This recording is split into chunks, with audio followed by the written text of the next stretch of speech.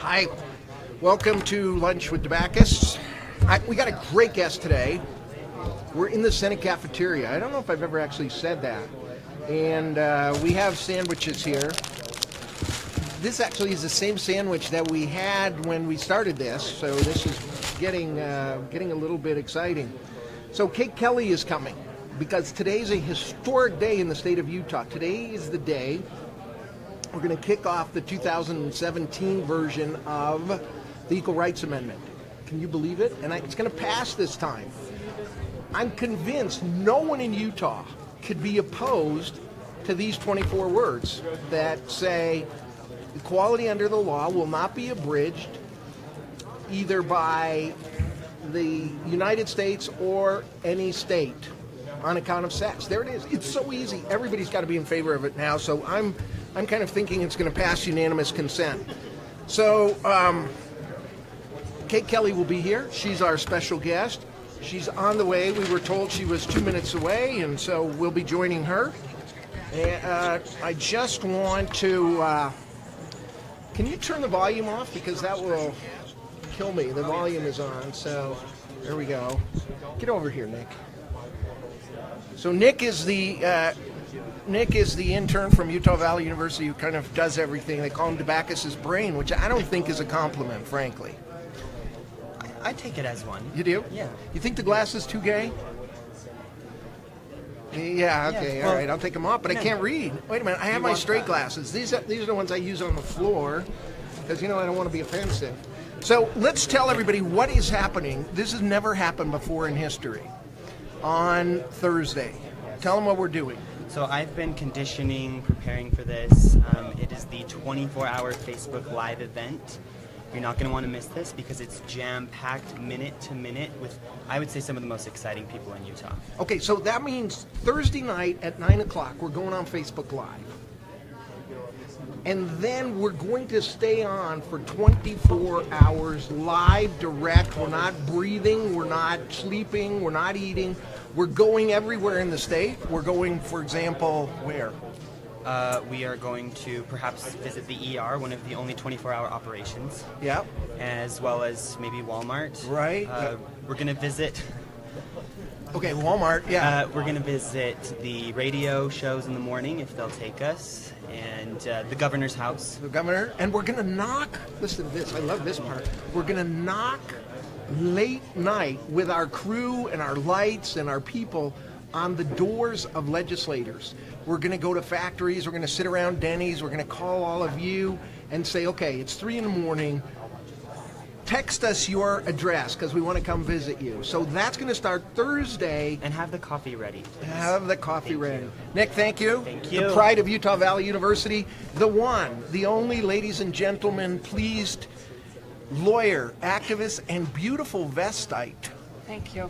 Thank you so much. I got to be careful when you say vestite, right? Kate Kelly, how are you? Hi. Thank you for coming to breakfast here in the Executive Senate cafeteria. Yeah, I'm excited to be here. Thanks for having me. So actually, I do love that vest. Do they make them in Thanks. extra large? I don't know. I can look into it. Okay, so this is really the official, exciting, amazing kickoff day, not just for the Equal Rights Amendment in Utah, but for the whole country. We're making history today. What's happening? Yeah, so the Equal Rights Amendment, many people think passed in the 70s. It didn't. It passed and then it failed to ratify. We were 3 states short, and so the new thinking to kind of revitalize the conversation about the Equal Rights Amendment is called the 3-state solution. So the 3-state solution is that 3 states newly ratify the Equal Rights Amendment, and then use that momentum to get other states to ratify, and then challenge the expiration clause on the original ratification. So basically to eliminate the All that expiration. means if Utah passes it, then we only need 2 states. Yes. And then we only need 1 state. Yeah. And then we only need then the Equal Rights Amendment is part of the Constitution. Ostensibly, if we can change the expiration clause. Okay, that's it. And it's the only constitutional amendment that had an expiry period. And so I think it's a legitimate claim to say it's unconstitutional. Something's caught with that. That's because I want to take some comments and stuff. So it's behind. So restart it. Okay. So the process is. Yeah. We just need 3 states to pass this. Utah's going to be the first one. We're going to get that passed. Can you? I can't even imagine. Usually, if you're a good lawyer, and you are a good lawyer, one of your jobs is you got to get in the heart of the other person and think of their best arguments. I don't understand how anyone in 2017 can be against equal rights between the sexes. I mean, who would even? All those crazy arguments from before have been discredited. Who can be opposed to it? I think it's really a relic. People who oppose the Equal Rights Amendment basically oppose women having equal rights. Thank you. And women being equal in our society. But a lot of those people and that idea is dying out. A lot of the original arguments against the Equal Rights Amendment are now moot. Okay, what were those old ones? I mean, in the 70s, people went crazy. Wait a minute, let me put my gay glasses on. Okay. In the 70s, people went crazy. They said it's going to turn all women into lesbian. Yeah. It's good. What were some of those things? Not necessarily a bad thing. So I think one. What's wrong with that? That's another reason to be for it. It's another great reason to be for it. So there are a lot of arguments against it originally made. One of them was gay marriage. People were afraid of gay marriage. One of them is bathrooms, another hot topic. So we'll all have to go to the bathroom in the same bathrooms, which I've been in many all-gender restrooms, and it's fine. It's okay. Nothing bad happened. Another of the arguments is about the draft, that women are eligible for the draft, which they are, ostensibly now. And also no one should be drafted, so that should be the real argument. Right. And so, a lot of those things they prophesied actually came true. Yeah, for the betterment Except of for our the country. Equality. Okay, let me put my straight glasses on now for a minute. Okay. Okay, so let's go through and we'll take some questions. Sure. Okay, text us and we'll take them as fast as you can text them in. Then we'll do it. It's going to be thrilling. Okay, have a nice meal. Look, don't eat this. Okay. Whatever you do. Okay. This is like 10 days old. The sandwiches, they're props. I'm also a vegetarian. Oh, it's fake ham anyway. Okay, great. All right, great. Will you sponsor Senator Backus, Love from Texas? Anything to say to Texas? Great. Hi, Texas. Wish you I all think the you already best. ratified, so okay, great this job. is from Mustaf Khan in Pakistan. Wishing you all the best, sir. Back to Pakistan. Thank you. Yeah. We've got some great Pakistani Americans here. We do. This is a Pakistani. Awesome. He is one of the leading comedians in Pakistan. So great. And we're in touch. So public safety dispatchers need to be in our 24 hours. Okay, we'll get them. Julie Robertson from Logan says, "Go Utah State." Young people are not knowledgeable about what happened in the 70s. How are you going to convince them now? So send us text. We'll keep the message flowing. So I think that's a really good question. I think the main problem is a lot of people think we have the ERA. So especially millennials, younger people are like, oh, don't we already have that? Isn't that already part of the Constitution? Because it's so sensible. It's so logical. It makes sense. Oh yeah, women would be protected in the Constitution. They're 51% of the population. But that's not true. So I think a big part of the ERA, a big part of why we want this resolution to pass is to get the conversation to let people know we're not protected under the Constitution. So what do you mean you're not protected? So it's perfectly legal for me to look at you and say, you're nice, but I'm not going to pay you what I'm paying the man because he has a family, and I think men ought to be the head of the family, so I'm not paying you. That's perfectly legal in Utah? So one of the problems, Utah has one of the largest wage gaps, as you know, between men and women. It's the second worst in the U.S. Somebody's worse than we are? Louisiana, by like $20. So, guys, you got us beat. And we vacillate. Sometimes we're the worst. And so Utah has one of the worst wage gaps. But the problem is you can't. So actually, the Utah Constitution does have a version of the Equal Rights Amendment because they had to do it to get statehood, and there were lots of questions about polygamy at the time and Mormon women being oppressed, and that was a big platform of the federal government, obviously, to keep Utah from getting statehood. So what this is amending the federal Constitution, so the U.S. Constitution, and right now that sex is a class under a suspect class under the U.S. Constitution, the 14th Amendment. So a lot of people think, oh, the 14th Amendment protects women. That's equal protection. Yeah, equal protection. But there are different levels of what are called scrutiny. It's a little bit confusing, but basically what it means is women are a lower class of scrutiny. So it's only intermediate scrutiny, not strict scrutiny. Strict scrutiny are things like religion and race. And so it's easier to pass a law that discriminates against women because you don't have to have as high of a burden of proof. So for strict scrutiny, it's extremely burdensome. It's very difficult for the government to prove under these specific categories that something is discriminatory. So under this lower intermediate scrutiny where women are placed, gender is placed, it's easier to pass those laws. They're not as hard to defend. But if we were to pass the Equal Rights Amendment, then we would be in the Constitution. So and we therefore, need this Equal Rights Amendment. it's imperative that we have the Equal Rights Amendment. In fact, Ruth Bader Ginsburg, who we all love, long may she live, said that she would not model if someone was trying to create a new constitution, she would not model it after the U.S. Constitution. So she said, in new country, creating a new constitution, don't learn from us. Don't copy our constitution because many things, but one of them is that gender is not protected. So Tanya Johnson says, yay, two of my favorite Utahns. She says, I don't mean you, Dabakis. Let's see, we got, how are you going to convince LDS Church? And have you talked to them, and have you said, are you going to support it? So there is a group called Mormons for the ERA, and Mormons for the ERA is a group of Mormon women who recognize the need for constitutional protection. They are actually meeting with one of the representatives from the LDS Church, but I think it's important to remember that we also have a few other amendments that prevent the religion and state intermingling. And so it actually shouldn't matter whether a particular religion supports a particular bill. It's easier to get it done when they say, okay, I'm just easier saying, to in get the it real done. world. And I think a lot of the original concerns even of the church,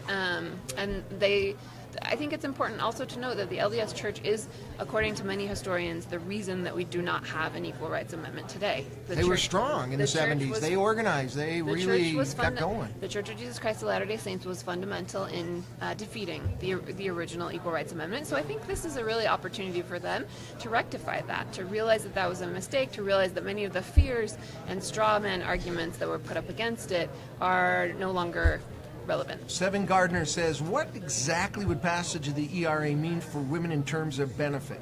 I think you kind of explained that a little bit. Yeah, a little bit. So let's say you're discriminated against. Basically what it is, if there's a law passed and it discriminates on the basis of gender, that law can be overturned as unconstitutional. Whereas now it's more difficult because it only has this scrutiny. The scrutiny is very difficult. It took me all of law school to understand scrutiny. I'm now studying for the bar. I'm reviewing it again. It's hard to understand, but there are three levels. One is strict, one is intermediate, and one is... Are you studying for the bar in Utah? Are you a member of California? I am a member of the DC bar. DC. Because that's where I went to school. I'm not sure.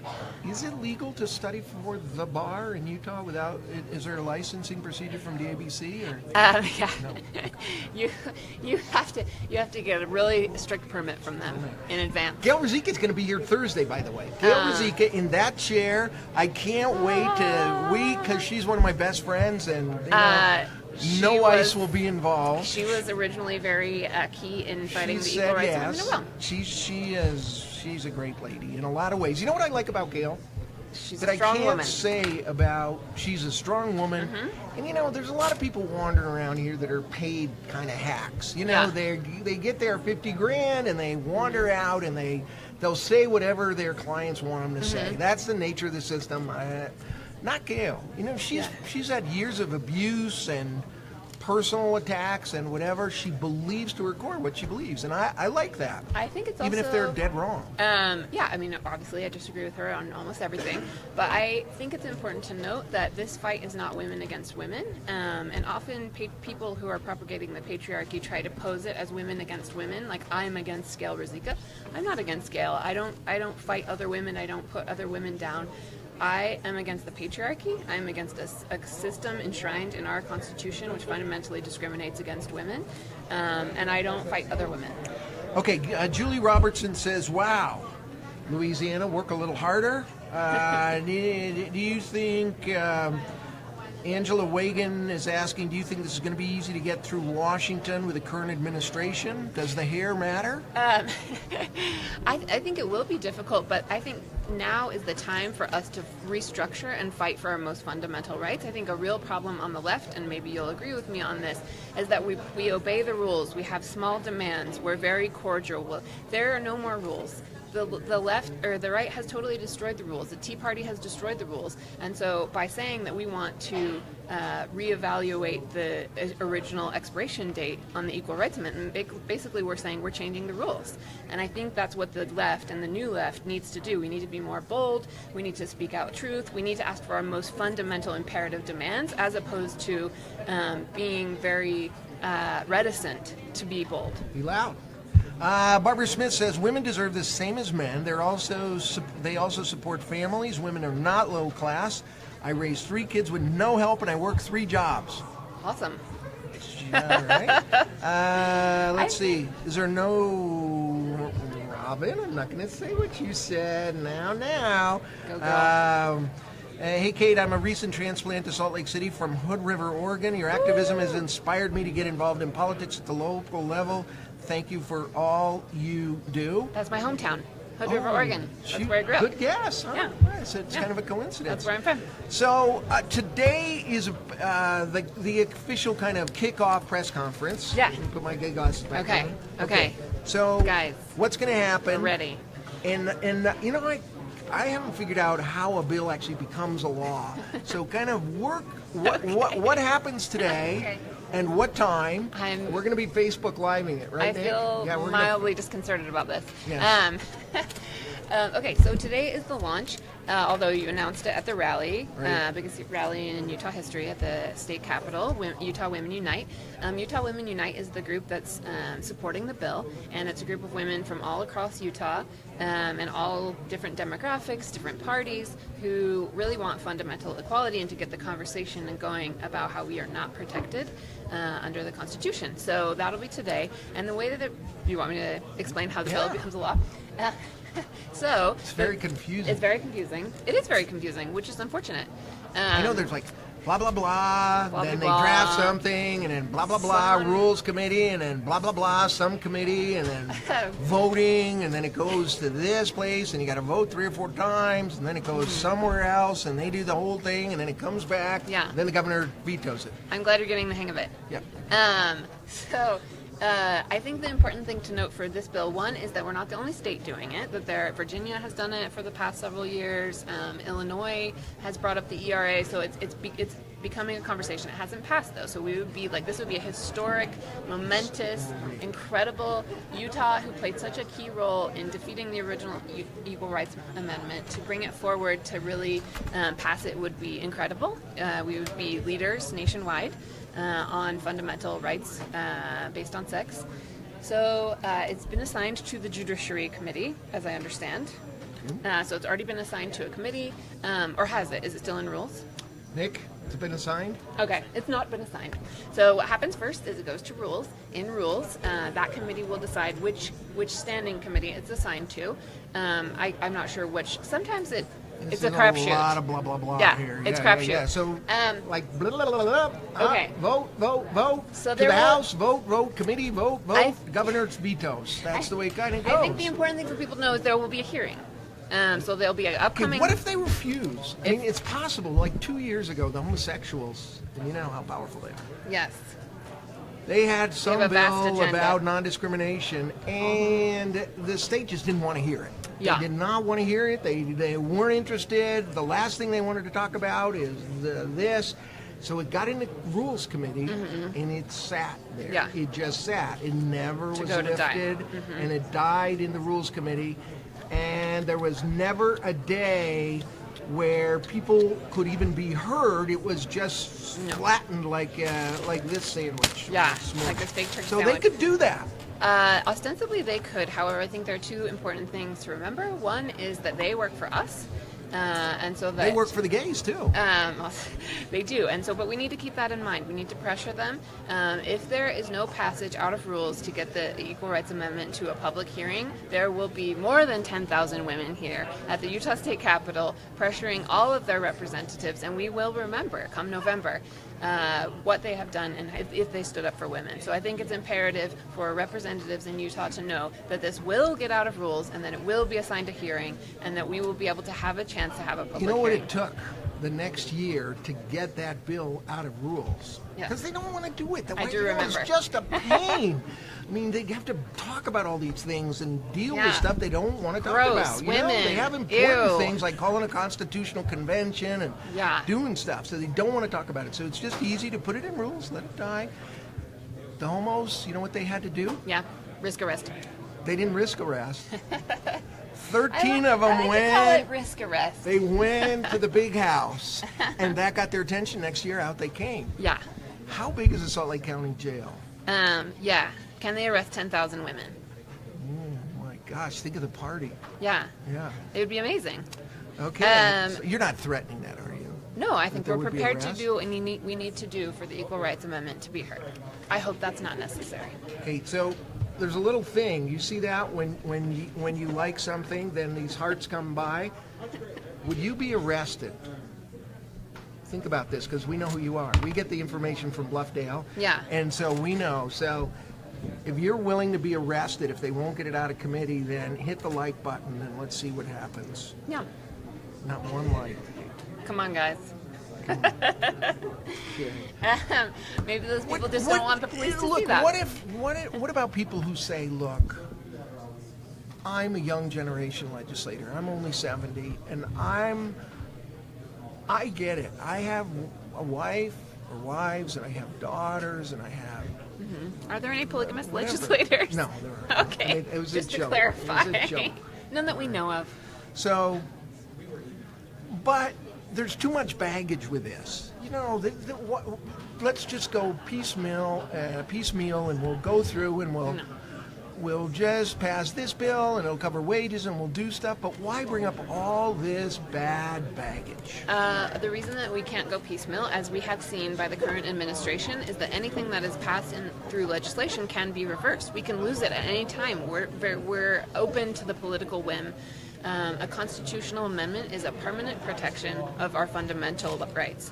And so it's not enough to say, we have VAWA, we have this, we have that, we have Title 10, we have or Title 9, we have Title 10, Those things are subject to the whims of Congress. At any given time, our fundamental rights are in jeopardy, and unless we enshrine them in the Constitution and the Constitution of the United States of America, they are not a permanent protection. And that's something that we need, and that's something we deserve. So it's possible that, say, an orange-haired man could walk into the Oval Office and sign executive orders if it's not in the Constitution? What's happening right now, he's defunding the Violence Against Women Act. He's turning back a lot of these protections already in his first day in office that protect domestic violence victims, that protect women as victims of sexual assault. That's already happening. And so I think what we need is something permanent to protect us against any political You know, orange really is the new black. But fantastic show.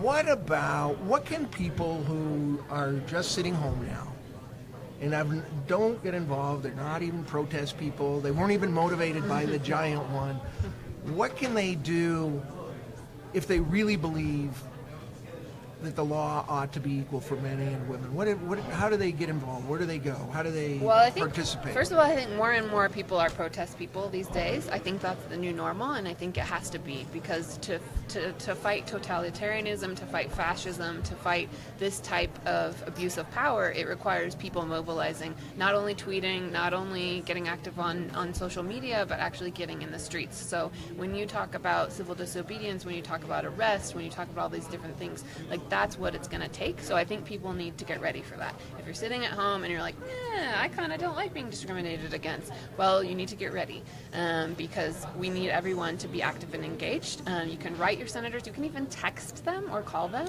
Or send them a pizza with a note hidden inside. You can send them pizza. At the Utah State Legislature, and maybe you disagree with me on this, but like senators and representatives are not used to being contacted, to being visited. They don't have routinely constituents coming, and it's a rare opportunity when they get a visit, when they actually get someone from their district coming out and saying, I have an agenda, I want you to pass this. It's less frequent than at the national level, and so your voice actually is. I actually interned for Cheryl Allen back in the day when I was at Brigham Young University, the Lord's University. You were a little cougar. I was a cougar. So I think when I was here and she would get a visit from someone in her district with a specific concern, she took it really seriously. She did.